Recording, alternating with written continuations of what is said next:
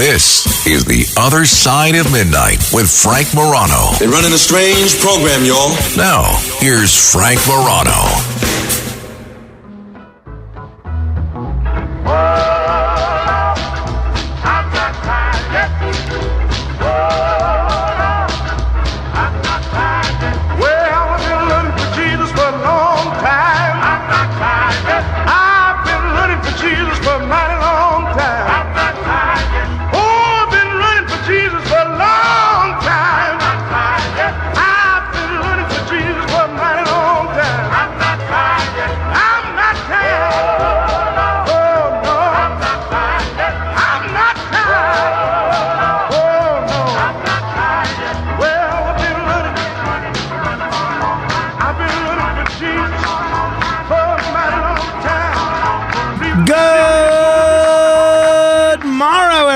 This is The Other Side of Midnight. I'm Frank Morano. I read an article I read it on MSN. It was originally published in the Huffington Post, or they call it HuffPost now, about a woman who basically became the black sheep of her family. She was the black sheep of her family and became a writer.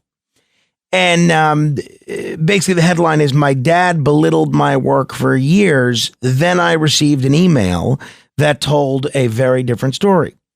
And in the article, she writes, and the writer's name is Susan Shapiro. She writes, "I was taken aback. Despite disparaging my creative ambitions, I recalled how he'd covered my tuition while I'd studied subjects he'd loathed so that I could find work I felt passionate about with no financial burdens. Quote, Shirley's illness and death were so tragic, I thought you were saying I was too. Of course, you're not tragic, he told me. Was that because my father had saved me before I was even born? I'm sorry I was a disappointment to you, I said quietly. What are you talking about? You stuck to your guns and became a big success. I wish I'd given you grandchildren, I confessed. I have lots of regrets myself, he admitted. That's the back and forth between her and her father.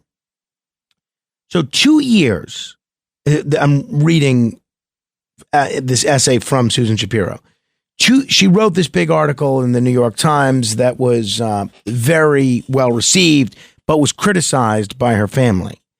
And she continues to write, 2 years after he'd trashed my New York Times piece, I was surprised by an email from Olaf, my father's doctor. Quote, your dad says you're a best-selling author and generous writing professor who might help me, he wrote.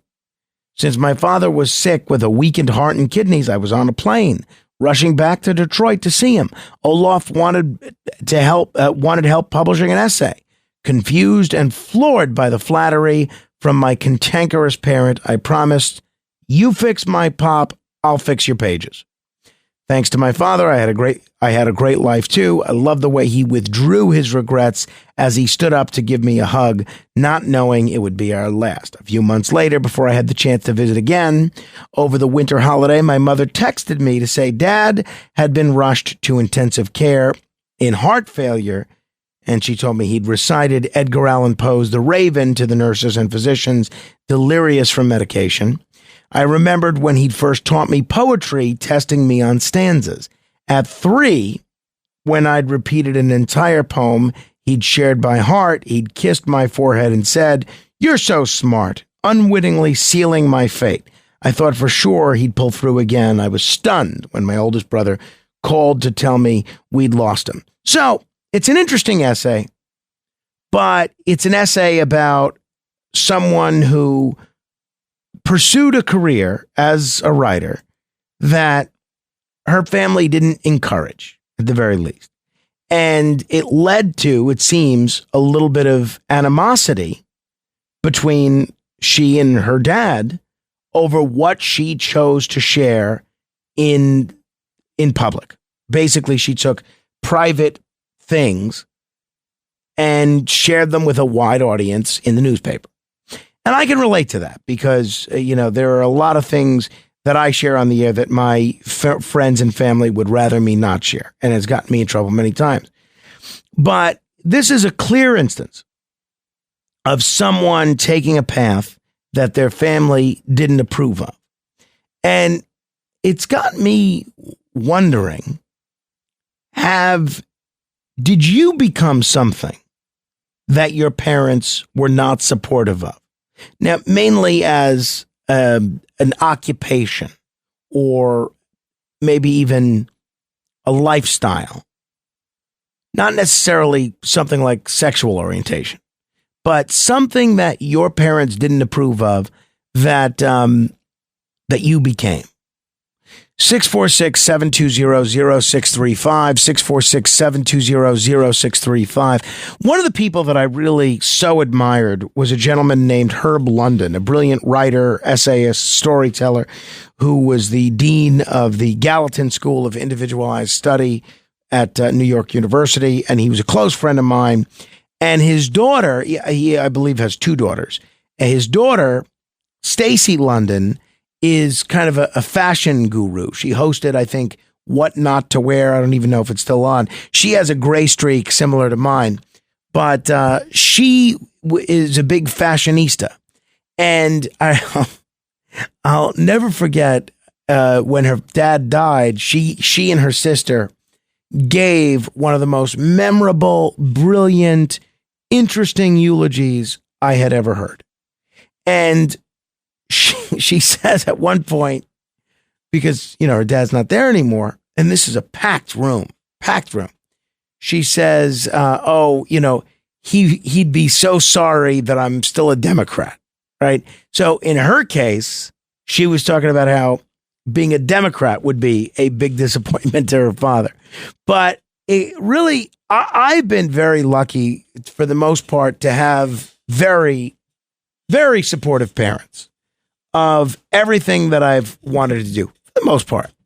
Nobody's ever said, don't do that. What are you doing that for? Why don't you do this? Nobody's really ever said, that has no chance of working. Why pursue that? They've always been incredibly encouraging.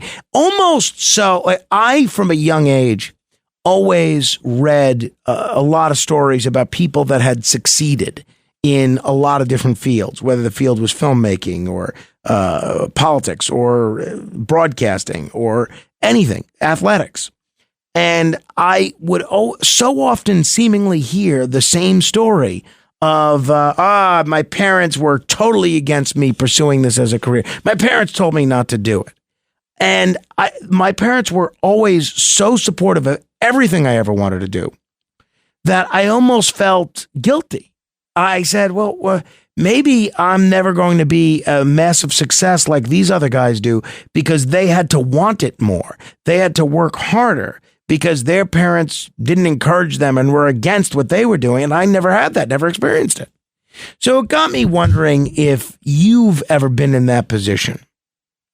Did you become something that your parents weren't supportive of? 646-720-0635. 646-720-0635. A question. Since before your sun burned hot in space and before your race was born, I have awaited a question. Because sometimes it can get pretty heated. Sometimes it leads to far beyond charting a certain path professionally or politically or religiously or whatever. And sometimes it can get very personal, very personal. I really do give a lot of credit to my mother-in-law, not to make this so personal. But, my mother-in-law is a very devout evangelical Christian. And she and her husband, who I never got to meet, he passed away before I had met my wife. They raised 9 children, all to be evangelical Christians. And one of her children first became an observant Jew and then an Orthodox Jew. Now, an ultra-Orthodox Jew living in a heavily Orthodox Jewish community. And I know this has got to drive my mother-in-law absolutely crazy. I know it. And she's made some comments about how, she's not pleased that Deborah is pursuing, this kind of a lifestyle. But she still does not really let it get in the way of her being a loving mother and grandmother to Deborah's child. And I give her credit for that because I know in her heart of hearts, this really irks her. And it's easy to have a great relationship with your child when they're doing something that you approve of and that you love and you think it's great. But when your child is doing something that you absolutely detest, whether it's a job, whether it's a lifestyle, whether it's dating the wrong person, that's really when it becomes difficult for both of you to do that sort of thing. So to maintain a good relationship. So I'm curious how prevalent this is. Is someone pursuing a career that was very different, or if it's not a career, maybe a religion, a lifestyle that is very, very different from what your parents encouraged you to do. 646-720-0635, 646-720-0635. The lovely Lisa is in Connecticut. Hello, Lisa. Hi. So it's so funny because my whole life, right? My mom and dad, they wanted me to be a professional golfer. Really? Why a professional golfer? I was in tournaments when I was a kid. I used to play in tournaments when I was a kid.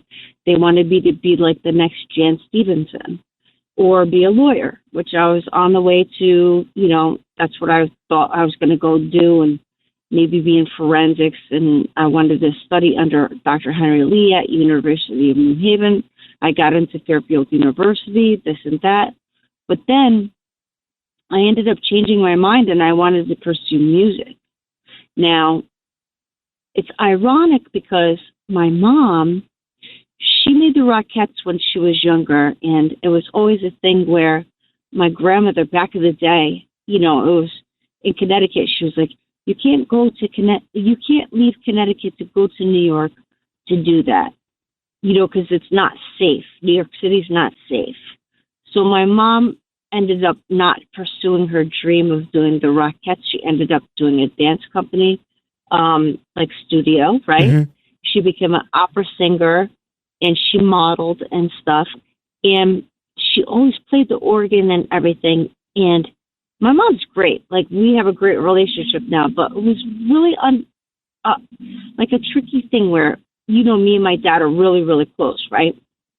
And my mom was the singer. My dad used to play the vinyl, and that's how I really got into music because he was always playing the records with Johnny Mathis mm-hmm. and all the Motown and stuff, right? So we would all dance around and sing and everything, and that's how I started getting into it. And I used to, as a kid, I used to pretend I was Janet Jackson and do like Janet Jackson performances in the basement for everybody, and then I started my singing in the choir at school and church and this and that. And my mom, I don't know what happened. It's like she somewhat like resented or something that I got into music, maybe because she had the opportunity to do that and she couldn't. You know what I mean? And so me and Mom have worked through a lot of things, and now she's like my biggest supporter and says, "You got a great voice, you got to go for it," and everything. We worked out things, but it was always a weird thing because, like, even when I was in the Miss Connecticut pageant, like I told you, my mom wouldn't go to any of my shows or anything. My dad was there, or your dad's gonna go. She was never there for me. But yeah, so it's sort of like put a weird thing on me with my career and doing everything. But at the end of the day, I'm just so grateful that I have both of my parents that are 82 years old. That's right great. Now. You know what I mean? And I don't hold any resentment or anything, but it's just a weird thing. And I guess it pushes me harder to just try to be a good kid, make sure that they're okay and everything. But yeah, it was like a little weird thing with that, so anyway, that's my story. All right. Well, so yeah, I could have been talking to a professional golfer right now. Our whole lives could have been different. Lisa, thank you. Continued good luck with your music and your parents and everything else. So that's one instance where that's one I never heard before, that her parents wanted her to be a professional golfer. And instead she chose music. But it's interesting. It is illustrative of the question that I'm asking. If you did something that was a path that your parents never approved of.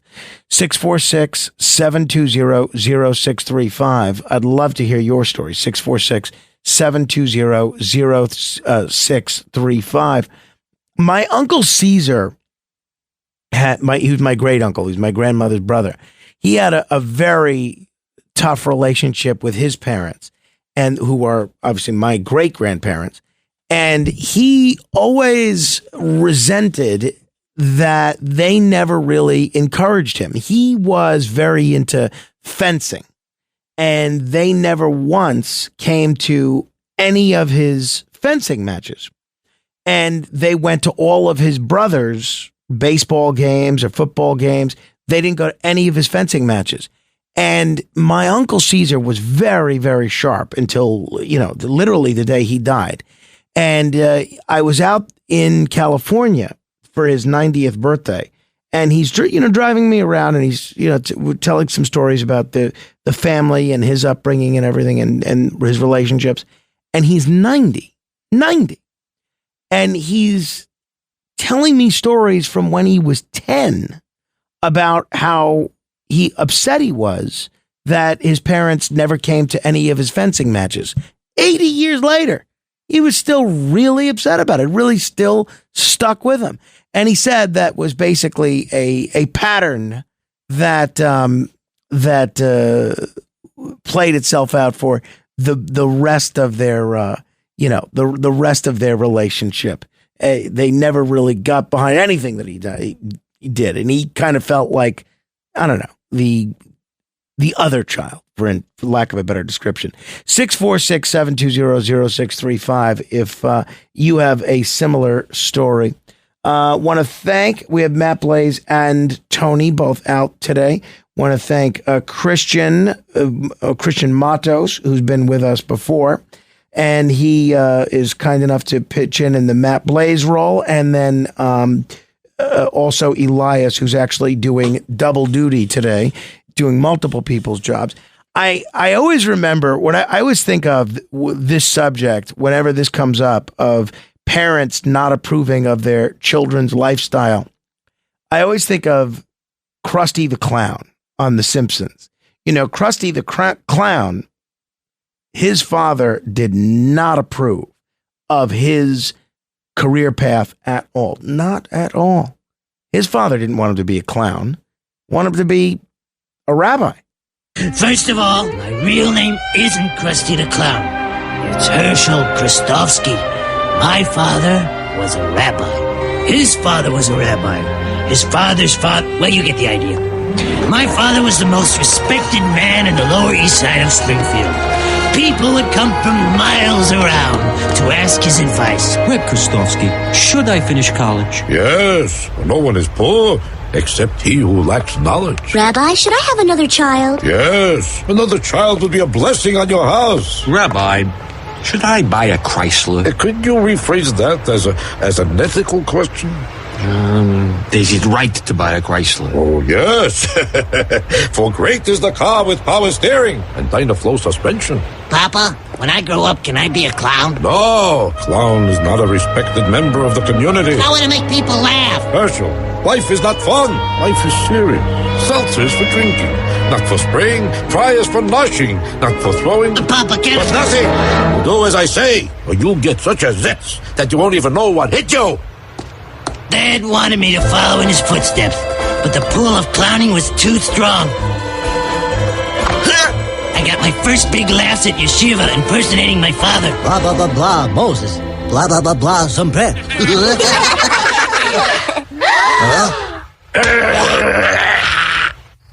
Boy, you don't have to follow in my footsteps. Don't worry, I don't even like using the bathroom after you. Are you little? the brilliant Jackie Mason there as Krusty the Clown's father. But that's sort of what I'm talking about is a family tradition that a parent thinks is real important, and then all of a sudden the child goes in a different way because that's where his passion takes him, or her passion takes him. Ed in Babylon, hi. No, thank you for taking my call, Frank. After this, I have a little clown story for you that you'll probably love. Growing up, I loved my pediatrician, and I wanted to be a doctor. And my parents said, the Gercios, Kenneth wanted to be a doctor, and they gave money to the wing of the hospital, and they couldn't get him into medical school. It's too expensive. So why don't you think about civil service? And my father was a New York City fireman. And back then, Frank, they didn't get respect. My father didn't tell anyone he was a fireman because they would accuse him of drinking beer and playing checkers all day, and they thought that's what firemen did. In fact, my mother said, nobody was a hero until 9/11. He didn't even consider firemen heroes, or even though they would get shot at. Get false alarm pulled, and they try not to decide my father's wake.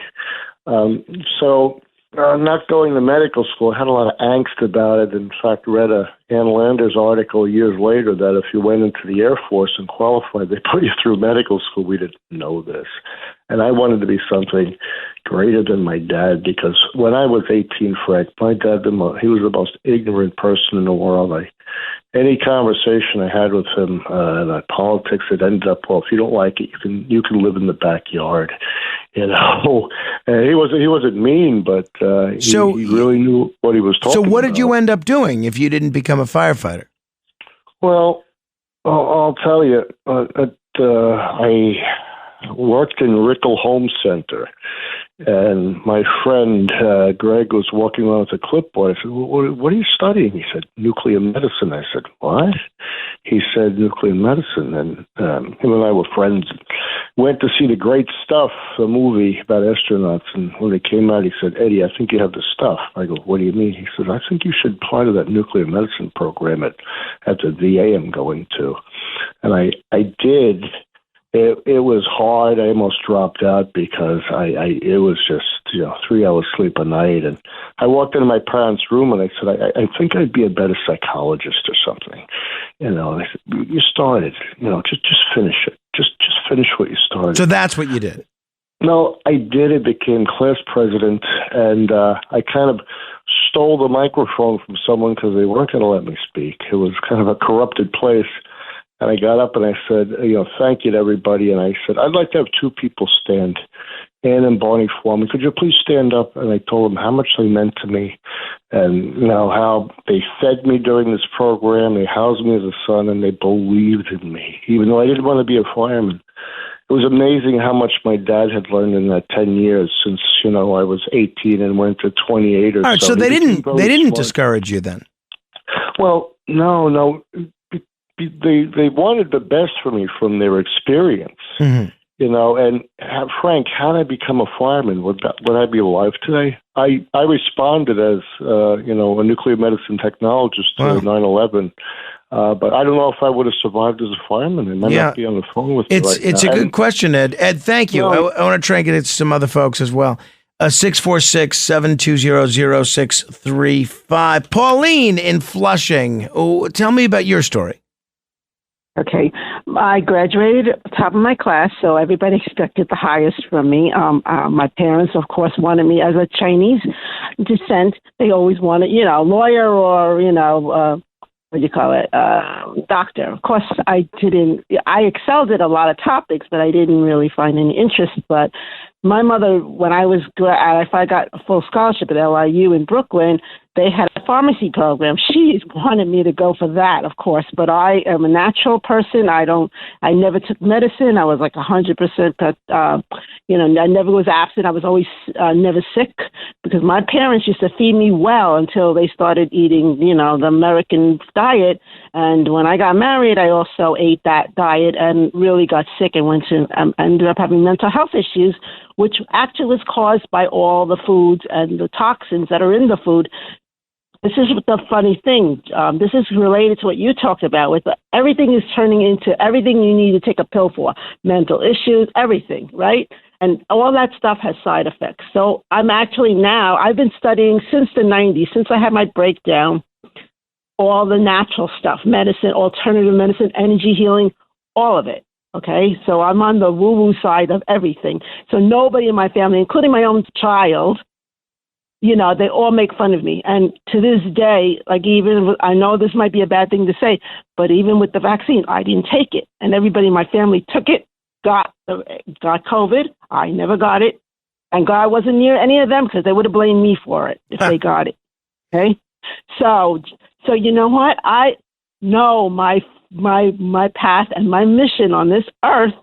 And I know this is going to be crazy. I've discovered that I'm a hybrid from the stars, from beyond here. And I know it sounds really weird. Maybe people think, oh, she's mentally ill. Because I'm telling you this, by the way, today is UFO Day, World UFO Day. You know that? July 2nd. Somebody made that, posted it on, and I thought, oh, my God. That's interesting. And I know actually, you have I did not know that, and I wish I did. I would have done a bigger thing for World UFO Day, but well, you still have tonight when you come on. At, that's a good idea. Right, 1:00. Yeah, well, that's okay. We can do something. Maybe I'll do something on Facebook celebrating World UFO Day. We got Prometheus in studio. We'll give him a different outfit to celebrate World UFO Day. Maybe we can get a picture of him as well, Elias. But maybe because you named it. Remember, it's not UFO anymore. It's UAP. That's so right. Maybe we That's can right. declare it Pauline, night or whatever. Pauline, it is interesting to me the difference that you had with your family about your interests and your priorities. But when you say you're a hybrid from the stars, what do you mean exactly? I'm a little. There are a lot of us who came back to this earth for this time of turmoil. And we are bringing the light within us, the love that we don't. All this conflict that's going on, all the dark, like the evil versus good. There are benevolent ETs out there, okay, that actually seeded the human race. So they actually, some of them created some of us, and some of them merged with the humans. Remember what they said about the angels? Sure. Yeah, I'm familiar. I'm familiar with this theory. So you think that you're a descendant of extraterrestrials that breeded with humans? I think a lot of us on this planet who are here now are. They're going to discover who you really are, and this is what the powers that be do not. They already know that among us are really powerful people. The ones who got corrupted are some of the people that are in politics are as well, but they got corrupted by being greedy and not service to others, which is what the whole point of humanity was, to be in unity. It doesn't matter what race. There's so many races on this planet, and that is seeded from extraterrestrial races. Pauline, what drew you to this conclusion that you specifically were the progeny of extraterrestrials? I actually had a healer work with me he claimed that he was coming back, but only as the healing spirit of Jesus. I know this is going to be very controversial. And he even claimed that Princess Diana was the humanitarian version of Jesus, that there's not going to be a second coming the way people think.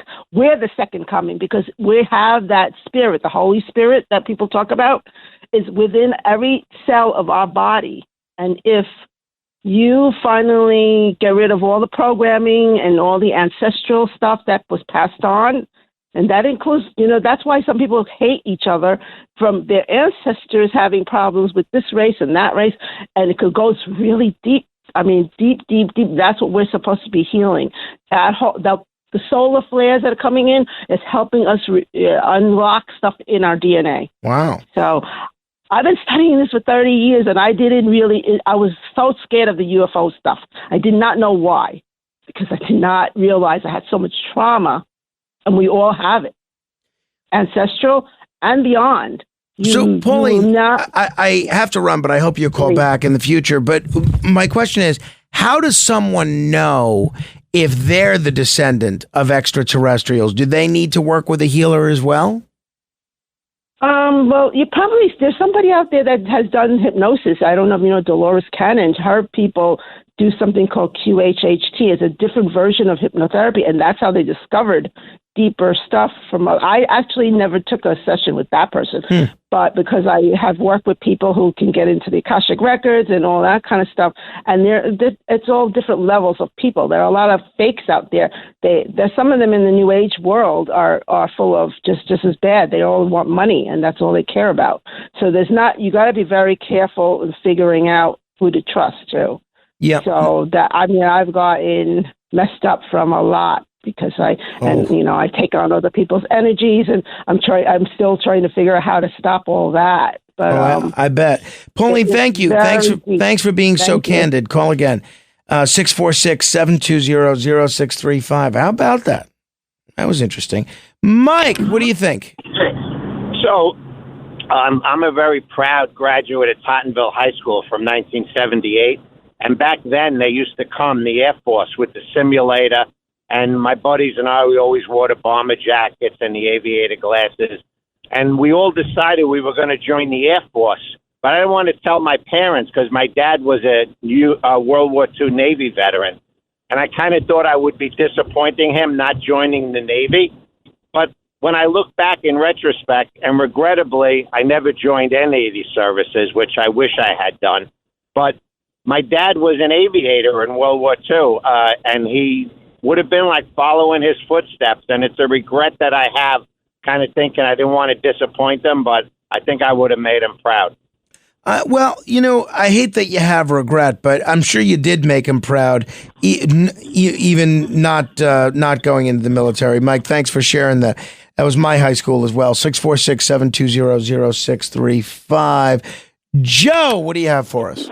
Yeah, two points I want to make, not specific to me, but more in general. One is, I think sometimes these parents just have they want to see money and that you're hustling. And beyond that, if it doesn't fit that profile, they don't seem to take an interest. I just see this generally, where it doesn't fit the criteria to discuss, so, and then I think in the case of your mother-in-law, I do wonder if she's kind of an evangelical, that she would maybe first and foremost just want the kids to follow that, and anything career-wise would be second. Oh, that's absolutely the case. Absolutely the case. Yeah. So she wouldn't be thinking too much if, say, your wife wanted to be a painter. She would be first and foremost just concerned about her soul. No doubt about it. No doubt about it. 100%. And their family life and obviously everybody's health. Joe, thank you. Noam Laden is here. We're going to chat with him, get an update on what's in the news. We'll do that straight ahead. The Other Side of Midnight with Frank Morano. Economists warn that massive tax hikes could devastate your IRA and 401k as the stock market braces for impact. I'm Larry Kudlow, and I urge you to fortify your savings with physical gold with my friends at Priority Gold. To learn how gold and silver can help diversify your savings, please call 1-800-405-GOLD or just visit PriorityGold.com to get a free gold information guide. That's 1-800-405-GOLD. Janine Pirro here for Colonial Metals Group. Colonial Metals Group helps Americans protect their future with the most trusted store of wealth in human history, physical gold and silver. If you're retiring or retired, go to colonialmetalsgroup.com/Pirro for your free Janine Pirro Colonial Metals Group Retirement Protection Kit, or call 800-965-8004. 800-965-8004 now to receive a free home safe and up to $7,500 in free silver.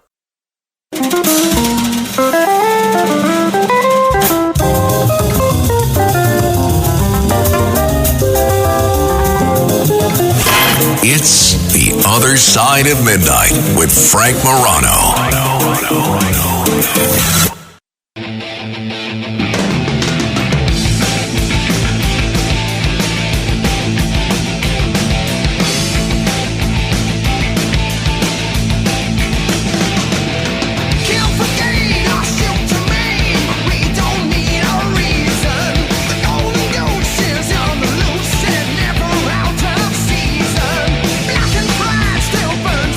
19 minutes until the top of the hour. This is The Other Side of Midnight. One of my favorite news directors on one of my favorite news networks has just come into the studio. Stand by for The Other Side of Midnight's news. From New York City, The Other Side of Midnight and its affiliated stations present national and international news with Frank Morano and news director Noam Laden. Their summary of the world news and personal comments. Get the rest of the story. All right, Noam. Good what do you morning, have for us? Frank? Is there nowhere anymore in the world where you're safe from someone's cell phone taping you and watching every movement that you make? And then, is it okay and is it legal to put it up on any form of social media platform and play it out so the world can see it? A prime example that everybody's pointing to in the last couple days. I don't know. I know you're not as big of a TikTok guy as I am, but you can't avoid this TikTok video that has been up about 2 weeks ago, maybe about 2 weeks now. It is a woman who is sitting on this flight from Houston to New York City. And she notices that these two people who are sitting next to each other, a man and a woman, seem to be flirting with each other in just a huge way. Clearly, she says, I got on the flight. I saw right away they did not know each other from the moment that they sat down. Now they're flirting like crazy. I notice that the man has a wedding ring on. The woman does not. And so she starts taping them. Okay. And then she tapes a part where they both leave to go to join the Mile High Club in the bathroom. And she tapes them going to the bathroom, shutting the door, coming back out, sitting back into their seat. And then she does the ultimate, because the only reason I can tell you this story is she uploads this. And she includes, because she can hear their names, she includes both of their names. And she says, I want this guy's wife to know that he's cheating on her. Here is the evidence, and it plays out in a couple videos on her TikTok account. Of course, you're not shocked to hear it goes viral, as sometimes things do on TikTok, seen millions of times. Is it okay to do stuff like this? And is there any place that you are safe in the world anymore from someone's cell phone camera watching you? Yes, this guy was cheating on his wife. We don't know, by the way, we don't know what happened after this video. If his wife knew what he was up to, if he was really married. He did have a wedding ring on, so the suggestion is, of course, he was. But more is, there were thousands of people in the comments afterwards applauding the woman who took out her phone. Good for you for outing this guy. He's a jerk. He's cheating on his wife. But there was just as many people saying, leave him alone. He's allowed to do whatever he wants. Well, I have several thoughts about this. One, TikTok, rewards videos that get a lot of views, and obviously something that's controversial that involves infidelity and things like this is something that would get a lot of views. I'm not convinced that this wasn't some sort of a performance put on by either the guy, in the video, or being in cahoots with the person whose TikTok this was. We've seen a lot of these staged videos which are designed to go viral. Yeah. I mean, so I'm not 100% convinced that this is on the level. Well, I think if you watched it, you would be, because normally TikTok acting is horrendous, and you know right away that it's TikTok acting. This one seems legit. She seems to be a seat or two away. Somehow she catches on to what's going on.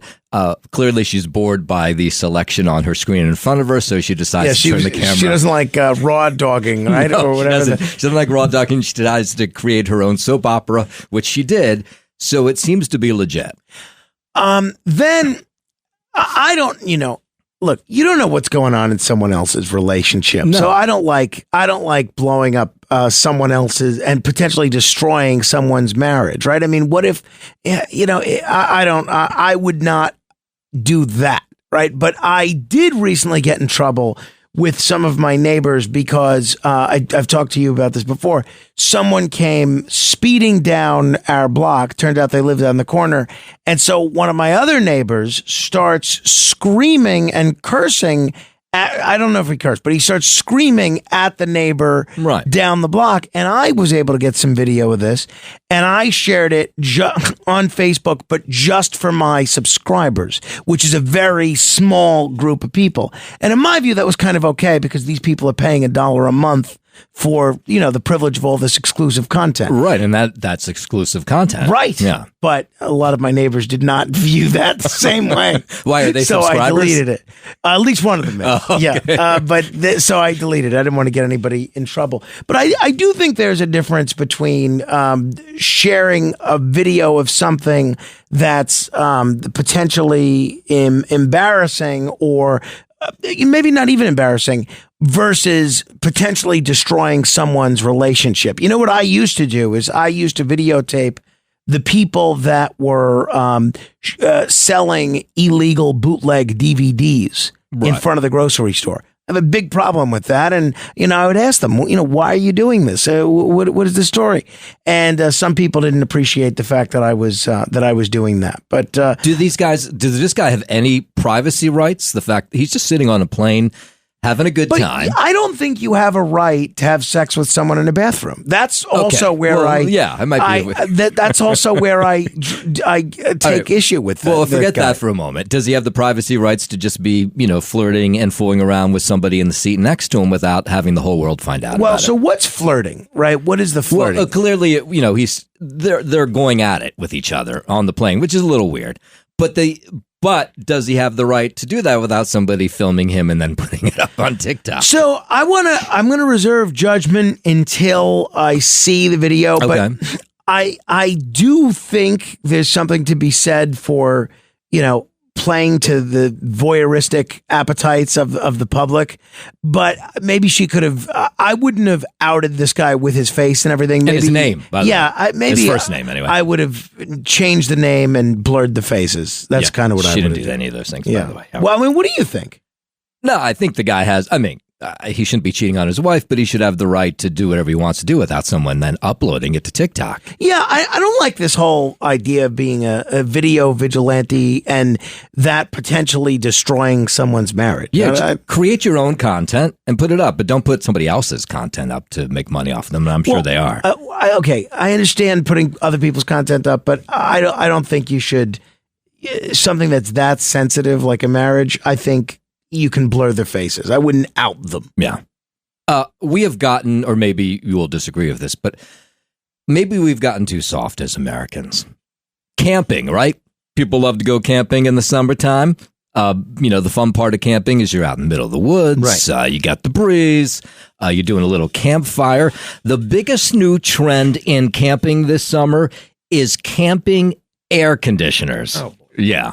And so now you have these campsites all across the country that part of the deal they'll offer if you pitch a tent in their camping site is they'll roll in a portable air conditioner that you pay for, you rent essentially while you're there, and you can have your tent cooled down at night. Now, people who go camping say they think that's kind of not the whole idea of camping. It's supposed to be out so you can hear the birds, at night or in the morning, early in the morning. The air conditioner would obviously, would drown out that sound. But also part of the idea is you're supposed to be out with the elements. But these campground sites become really big, and so they've started to invest in these freestanding air conditioners to cool off campers this summer who don't want to be hot at night. It doesn't seem very sporting at all. It does not seem, not that I know anything about camping, but it does not seem in keeping with the camping tradition. Yeah, you couldn't get me out into a tent and lying on the ground for the night. Well, There's could you do it if there was air conditioning involved? No. I like my bed. Or a bed for that matter. I don't know. It might be kind of fun, but I don't know. Well, you want one more? Yeah, absolutely. Game show host, comedian Drew Carey, giving an interview this week to TV Insider. And when you watch The Price is Right, it's always been this way. When they call the person's name, Frank Morano, come on down. And they're like hysterical, like this is the greatest thing that's ever happened to him.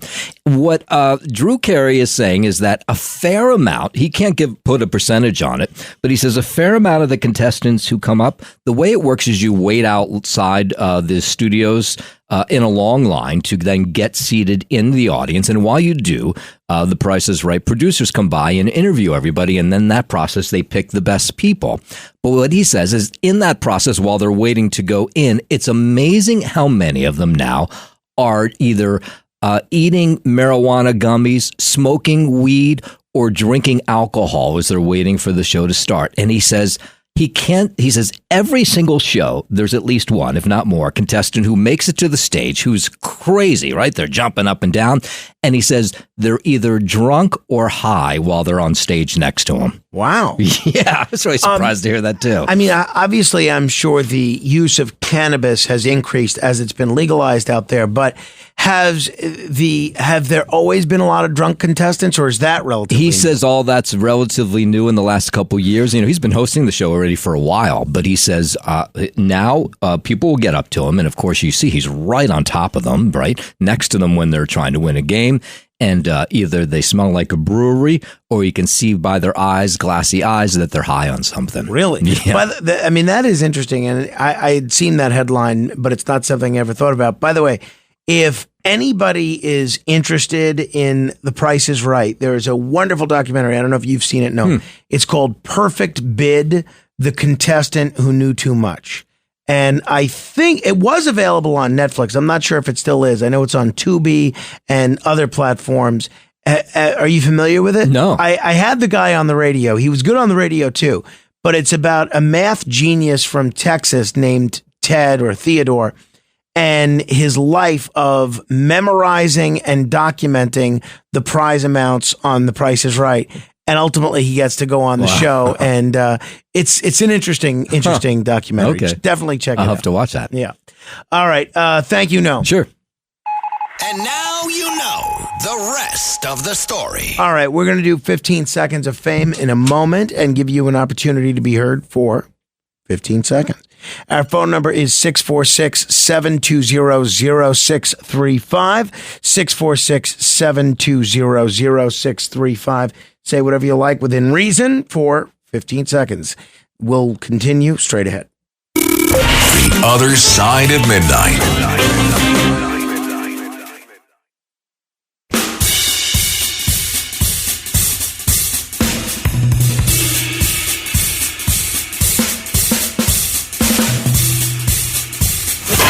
It's The Other Side of Midnight with Frank Morano.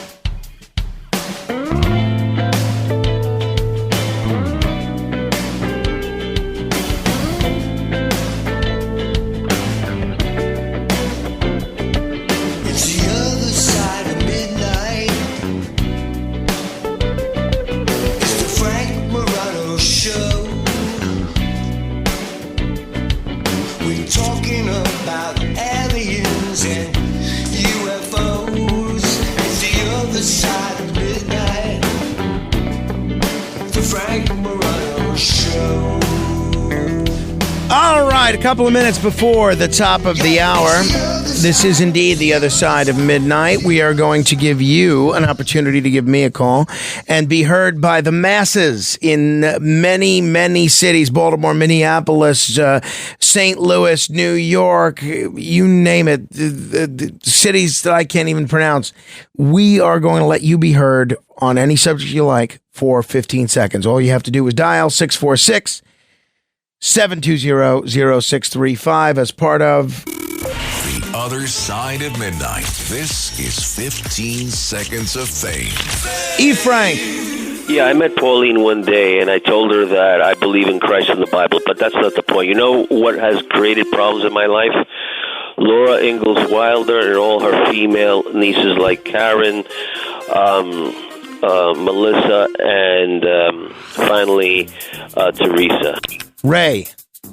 Yes, I'd like to take a page from you, Frank, and denounce any mostly Quick Checks in New Jersey or any store that sells lottery tickets out of a machine, and then they don't want to cash your winning lottery ticket. They should have to go in the machine and get the money out if they don't have it. Thank you. Mike. Frank, I want to wish all your listeners and my listeners, particularly John, Joe, and Chris, a very happy Independence Day. I'll be celebrating the country's independence at Dino and Sons. Mike. Morning, Frank. In regard to your busted laptop, that explanation with the Geek Squad gave me high anxiety. Retrieve your computer and run out of there as fast as you can. Why not give John Paul Mac Isaac a call? He did wonders with Hunter's laptop. Maybe he could do the same for you. Eddie. Two men in an elevator, one extremely happy, one sad. The happy one says, I just came from the circus. I saw the great clown Grimaldi, the clown. He made everybody happy, me happy. Sir, you have to go. The sad man looks at him and says 4 words. Sir, I am Grimaldi. Lisa. So, did you know that today Amelia Earhart's airplane disappeared? I did indeed. Frank Morano, good day. Janine Pirro here for Colonial Metals Group. Colonial Metals Group helps Americans protect their future with the most trusted store of wealth in human history, physical gold and silver. If you're retiring or retired, go to colonialmetalsgroup.com/Pirro for your free Janine Pirro Colonial Metals Group Retirement Protection Kit, or call 800-965-8004. 800-965-8004 now to receive a free home safe and up to $7,500 in free silver.